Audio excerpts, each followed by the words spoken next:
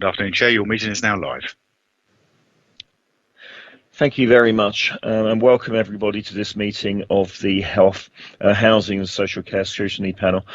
My name is Luke Stubbs. I'm the chairman of this panel. I'd like to welcome you to this virtual meeting that has been broadcast to enable the press and public to view it. We are meeting virtually in response to the limitations placed on governance by the COVID-19 pandemic.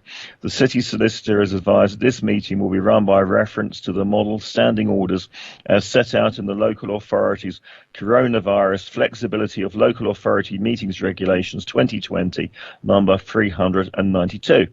Please can members and officers turn their microphones off when not speaking to avoid potential feedback. I will now ask committee members to introduce themselves, starting with the councillors. So, does each say hello? Yeah, I'll go first. Councillor Carol Corkery. I'm the Vice Chair of the committee and I represent Charles Dickens Ward. Councillor Will Purvis, represent Milton Ward. Councillor Steve Weems, representing Drayton and Farlington Ward. Councillor Liam Madden, Nelson Ward. And as we understand it, it's not certain yet whether Councillor Fazackley will be joining us. So I think we'll start on the assumption that he won't. I'll now ask the officers to introduce themselves. So should we start with Paul? Good afternoon, Paul Fielding, Assistant Director for Housing within the Council. Anna Martin, Local Democracy Officer.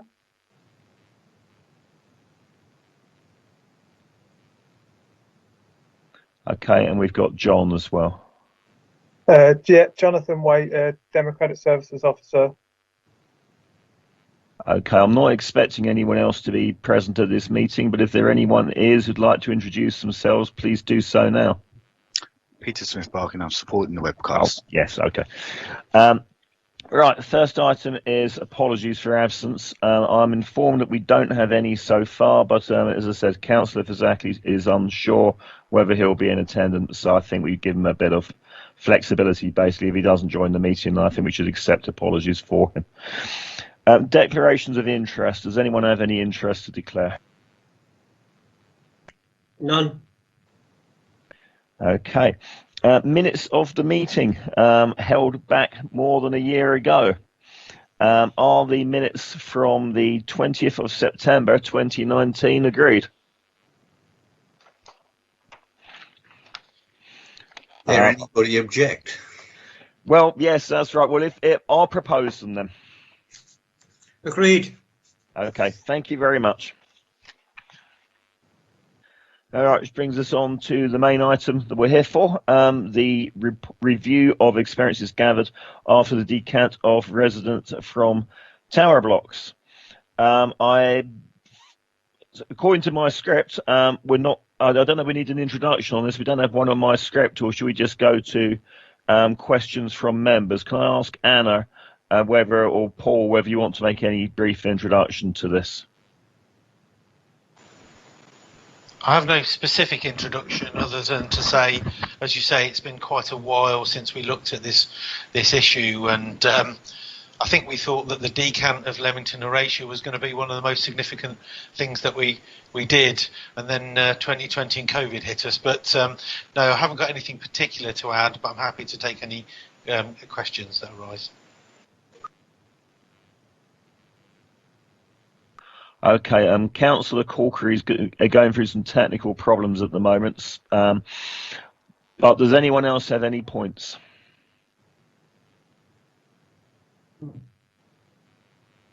In which case, well, I haven't either. I think we should wait then, perhaps, if we haven't got any particular points, just to wait for Councillor Corkery to rejoin.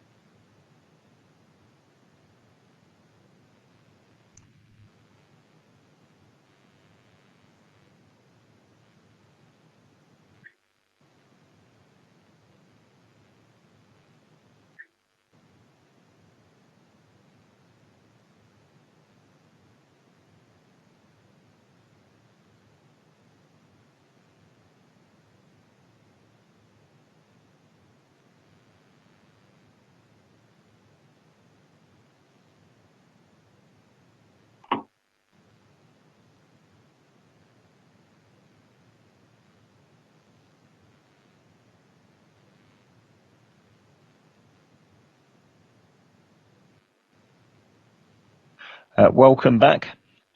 I've just asked everyone if they've got any questions and comments. I wonder if you've got any thoughts, Cal.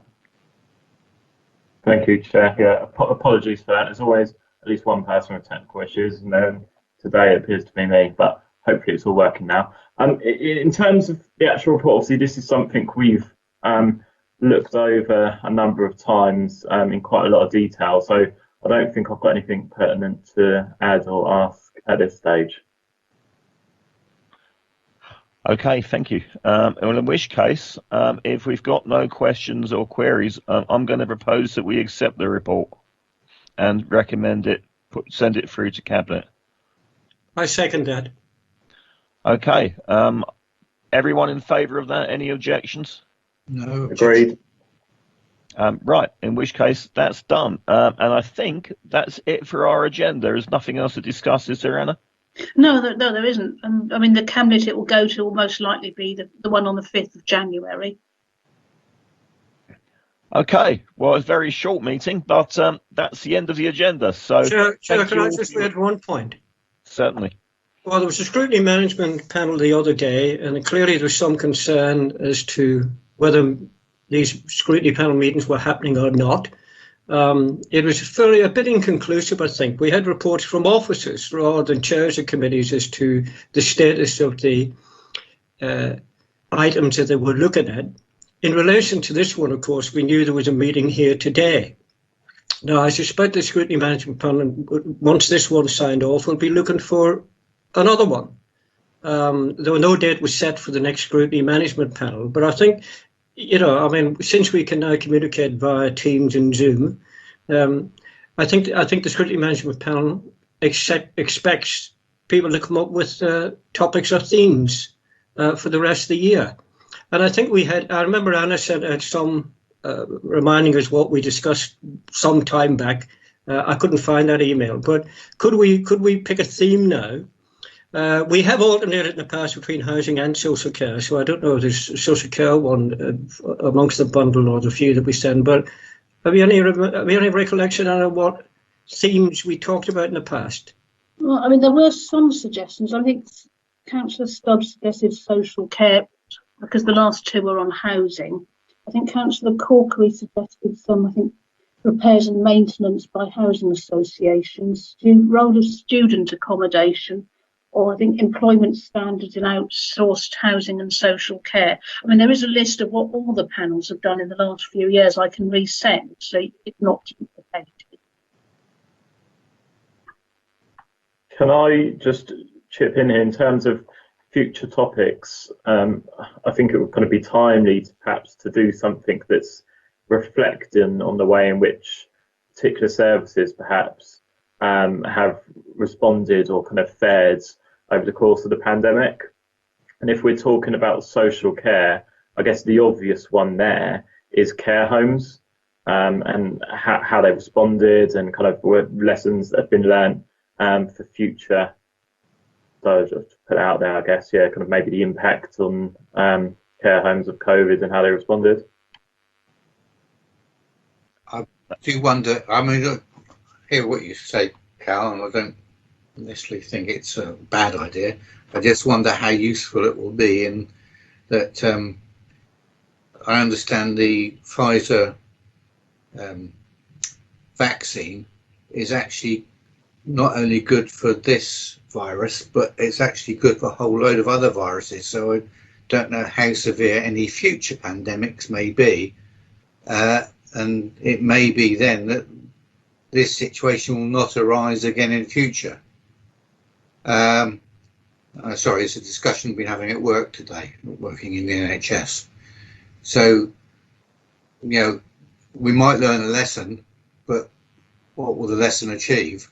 And I suspect the one that I actually do agree with you on is the one reviewing housing associations. I think maintenance of housing association properties would be a far more appropriate one for the citizens in our country, in our city. Make sure their places are up to scratch, because I know from chairing or being cabinet member for housing before how we maintain our properties and how, not appalling is probably too strong a term, but how well we can maintain them compared to housing associations, which do seem to struggle. So with you, I think reviewing housing association properties would be a good one to do. Can I ask for an officer response on that? Because I have nothing against that, but of course, what powers do we have to make housing associations send anyone along here? I mean, I know, there was many years ago in the government at the time, and I think it was before 2010, passed a local government act which appeared to give local authorities powers to scrutinise non-local authority functions in their area, but nothing's ever seemed to happen about it. So can I ask from an officer response about whether, in your view, how feasible that will be in terms of do we have any powers to make non-council functions, so housing associations, cooperate? And even if we don't have any powers, do you think it likely that Vivid Homes or whoever might be prepared to send someone along?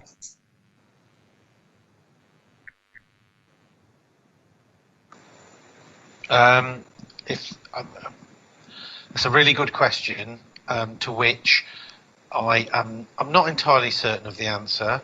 I think we don't have the right to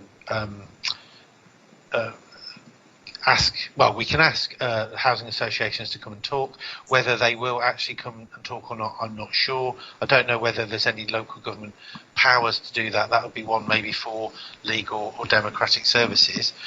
We can definitely request the main housing associations in the city if they would wish to take part.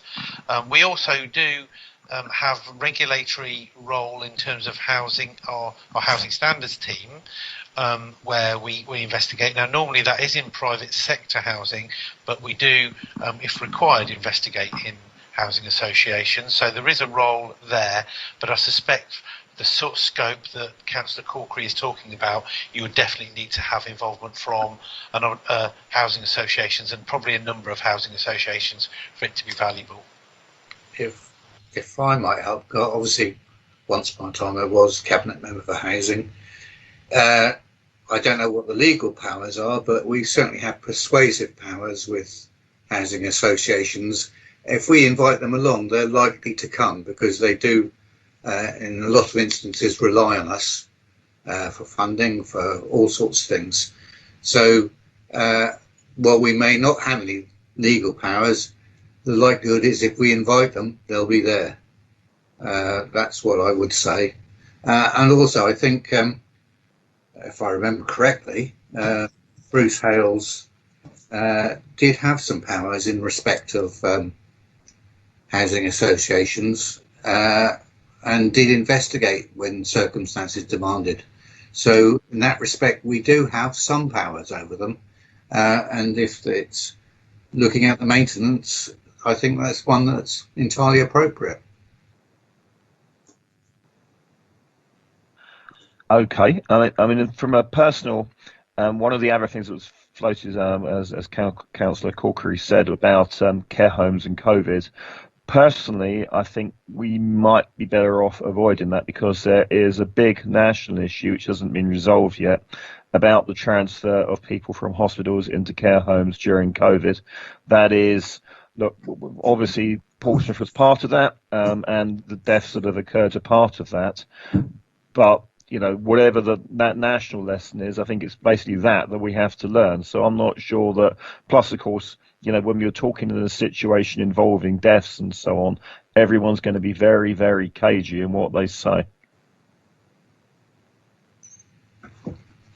Yeah, could I just add to that? I think you're absolutely right. I think there will be a need for a review by somebody at some stage as to what we did in relation to care homes or whatever. And other issues, of course. I mean, there's been there's been more mental health issues arising from this, and how we dealt with that.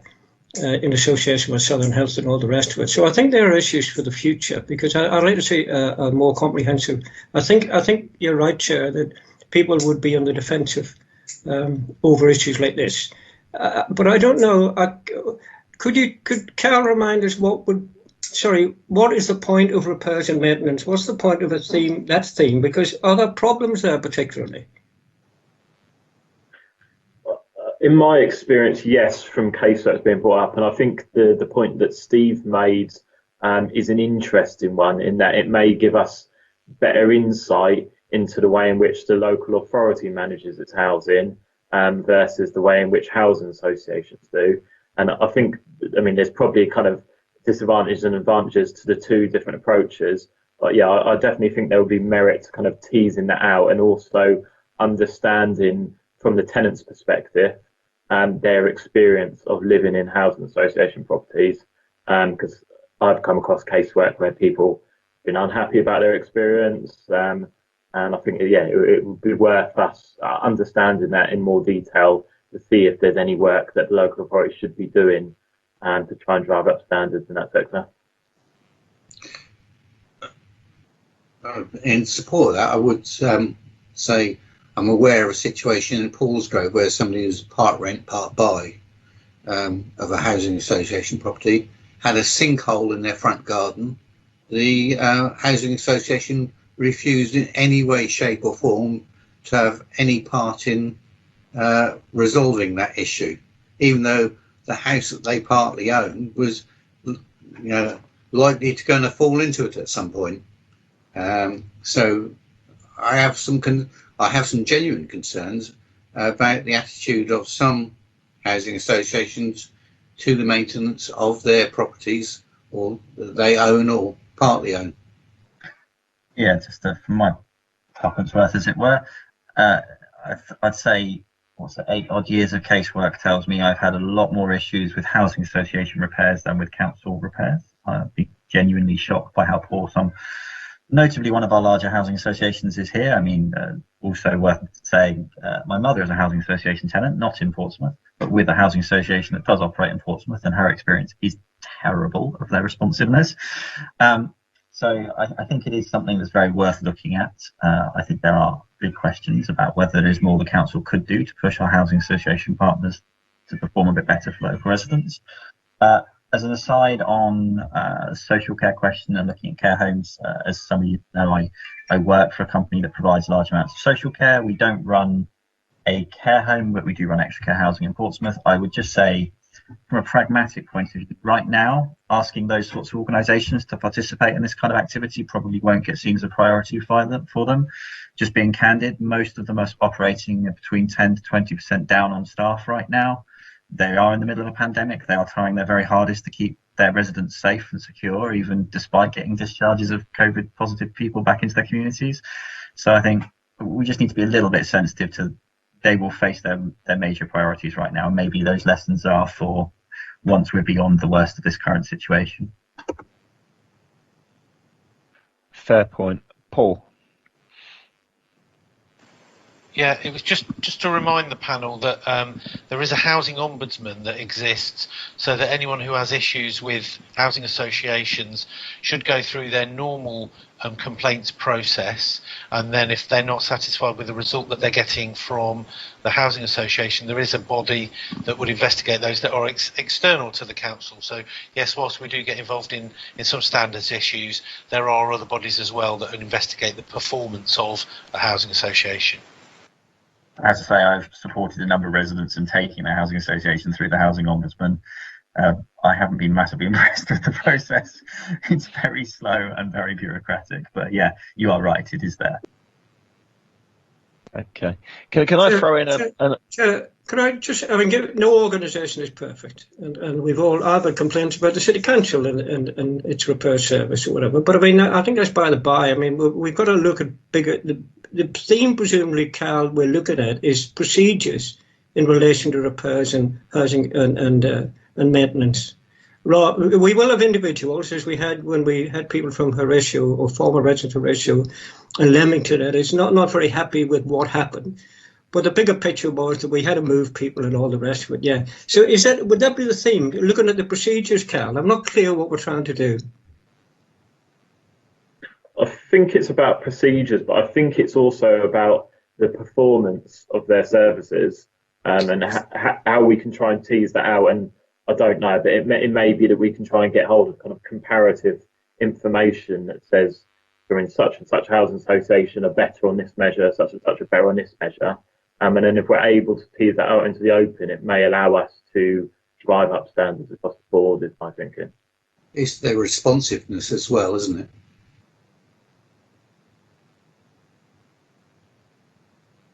Yeah, okay. Can I also throw in another alternative, bearing in mind that there's, I mean, even if we send this one through to students, it's going to be a measure of risk because we won't know, in advance what level of engagement we'll get.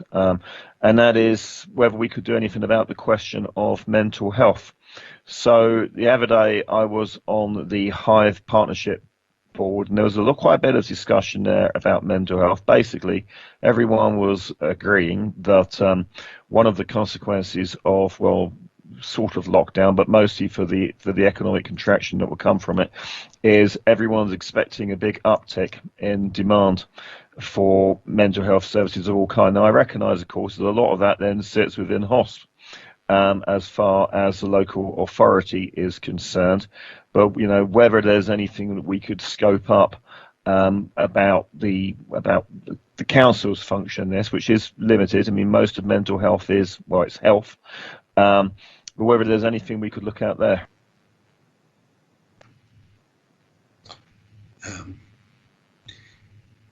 Tricky one, Luke. I have to say, Luke, I don't know whether I would need to declare an interest in this then, given that a family member uses the services in Portsmouth. Well, in that case, if Leo's declaring that, I'd better declare that too. Also working for the NHS as well, I guess there's an alternate declaration I need to make too. Of course, making that declaration, I have an insight into the NHS funding streams, which prior to COVID were already on the increase. So I don't know at this stage what the benefit would be or what you'd hope to achieve. Sorry, all I'm saying is it's in the state of flux. Before this, it's going to be even greater state of flux now. I'm not sure what sort of answers you'd be able to get that would improve things. Yeah, fair question. I mean, I do get the impression, though, that there is a feeling that there is a lot of that there are at least some services for high needs people, but for lower need of mental health and to prevent escalation in mental health, there's not much. There's often seen as being a major gap there. Can I say, I think you're absolutely right. It needs to be looked at.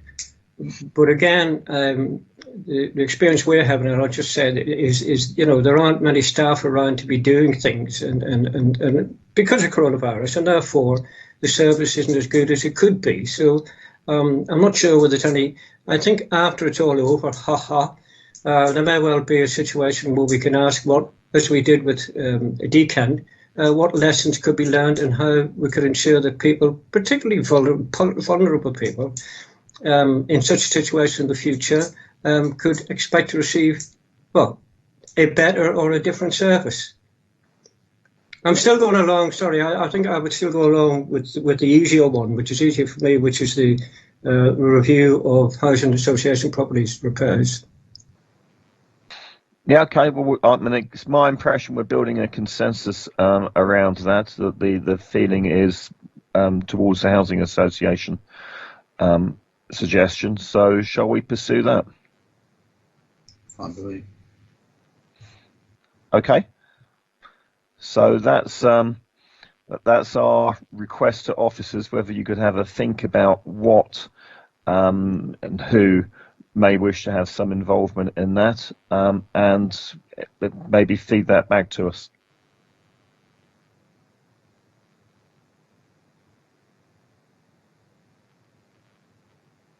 Not sure if Paul is still there now.